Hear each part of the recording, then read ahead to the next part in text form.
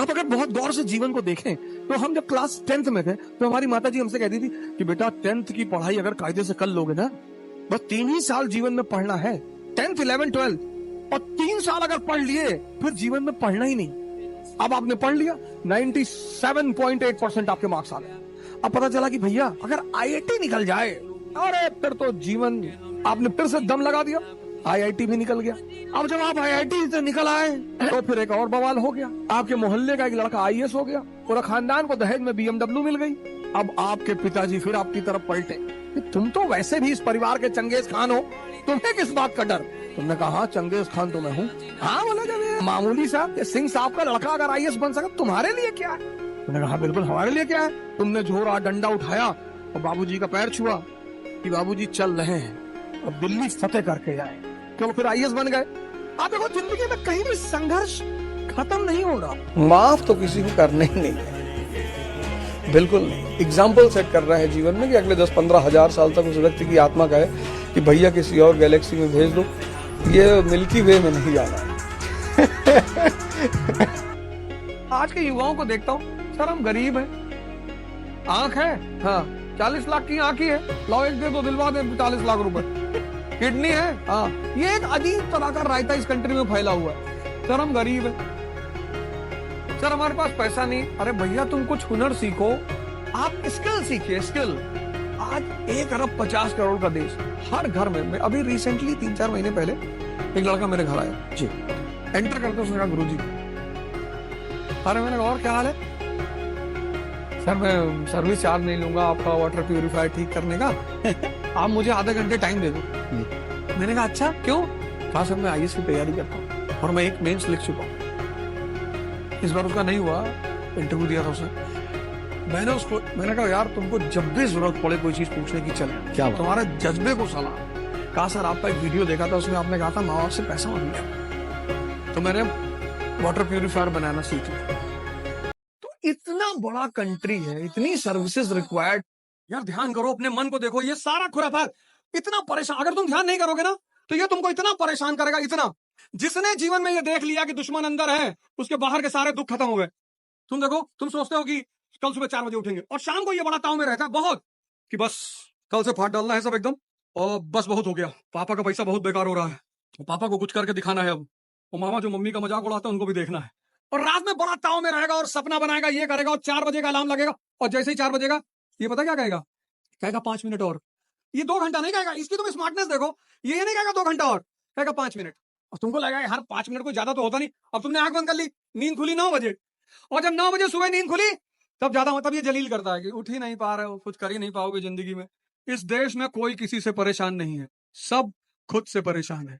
मैं तुमसे बार बार कहता हूँ कि तुम जिम में लगा दो 6 घंटे, लाइब्रेरी में 6 घंटे लगा दो, मंदिर में 6 घंटे लगा दो, पर 6 घंटे बैठकर अनावश्यक बात मत करो। काम तुम सिर्फ वो करो जहाँ शक्ति बढ़ रही, किसी भी जगह की, शरीर की, मन की, आत्मा की। जब तुम कोई काम कर रहे हो बस ये सोच लो कि इस काम से मुझे क्या फायदा हो रहा है।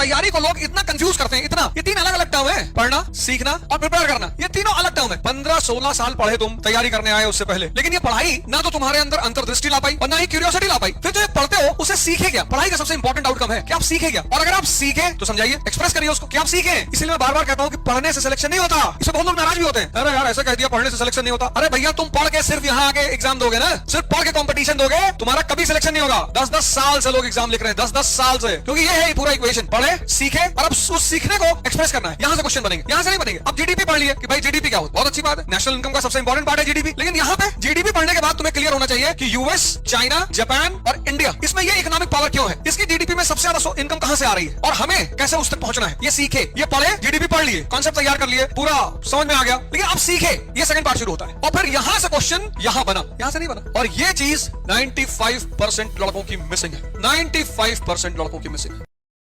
इतने पढ़े लिखे देश में जहाँ पेरेंट्स बच्चों को मारते हैं, टीचर बच्चों को, पढ़ाई मारने की चीज है भाई। जिसको भी न्यूटन का 3rd लॉ पता है, 2nd लॉ पता है, 1st लॉ पता है, body at rest will be at rest, body in motion will be in motion until unless external force is applied. तो जिंदगी में कभी फेल ही नहीं हो सकता। हम किसी ऑफिस में गए, बाबू कह रहा कल आना, निकाला 10,000 रुपया, और वो फार्मूला लगाया हमने, आप body address will be address. हमने एक्सटर्नल फोर्स निकाली, 10,000 रुपया उसके सामने रखा, उसने कहा साहब फायदा, साहब आप तो साहब भगवान की। जिसने इस देश में आईएएस की तैयारी करी वो 20% समाज में ऊपर था, जिसने प्री निकाला वो 40%, जिसने मेज निकाला वो 60%, और जो इंटरव्यू क्वालिफाई कर रहा है वो तो 80 में है ही। तो ये तैयारी अपने आप में इतनी प्यारी तैयारी है कि सिर्फ आप तैयारी करोगे ना तो आप 20% समाज में ऊपर चल जाओगे, आपका पर्सपेक्टिव बदलेगा। तुम्हें अगर कोई एंटरटेन नहीं कर रहा इसका मतलब तुम्हारा उसका इंटरेस्ट मिलता नहीं होगा। तुम चाहते हो कोई तुम्हें एंटरटेन करे, उसके इंटरेस्ट को पता करो, उसको फुलफिल करो, एंटरटेन करेगा, तुम्हें सम्मान देगा, रिस्पेक्ट देगा, बुलाएगा। केक भी खिलाए, कहोगे तो रसगुल्ला भी खिलाए, भैया भी बोलेगा। तो आज का जो समय चल रहा है उसमें अगर तुमने बुद्धिमत्ता की बात की तो तुम मारे गए।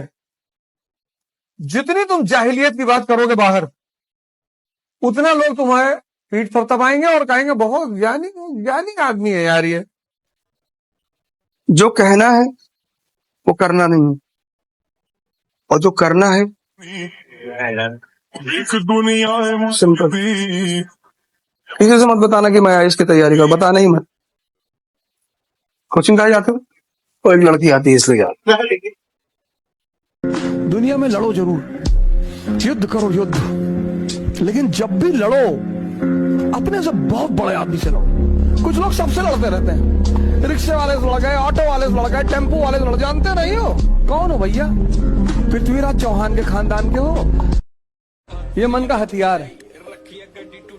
इसे कहो योग करना है, कहेगा कल। इसे कहो ध्यान करना है, कहेगा कल। इसे कहो पढ़ना है, कहेगा कल। ये नहीं कहता नहीं करेंगे, नहीं करे तो पकड़ में आ जाए।